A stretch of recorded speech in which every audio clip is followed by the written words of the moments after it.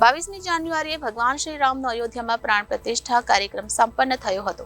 સમગ્ર દેશભરમાં ભારે ઉત્સાહ અને આનંદ જોવા મળ્યો હતો. દરેક વ્યક્તિ આ ક્ષણને માણી લેવા માટે આતુર હતી. ત્યારે સુરતના એક હીરાના વેપારીના પુત્રએ 22મી જાન્યુઆરીએ પોતાના લગ્ન નક્કી થતા આ અવસરને જીવનભર યાદગાર બનાવવા માટે ભગવાન રાજા શ્રી રામના વેશમાં લગ્નવિધિ સંપન્ન કરી હતી.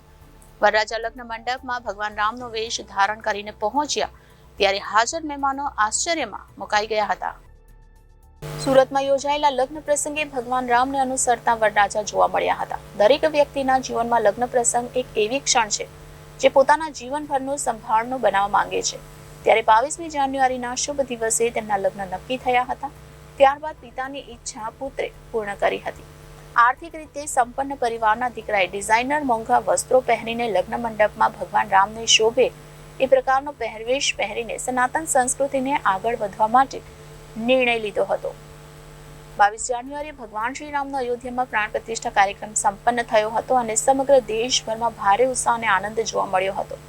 દરેક વ્યક્તિ આ ક્ષણને માણી લેવા માટે આતુર હતી. ત્યારે સુરતના એક હીરાના વેપારીના પુત્રે 22 જાન્યુઆરીએ પોતાના લગ્ન નક્કી થતા અવસરને જીવનભર યાદગાર બનાવવા માટે ભગવાન રાજા શ્રી રામના વેશમાં લગ્નવિધિ સંપન્ન કરી હતી.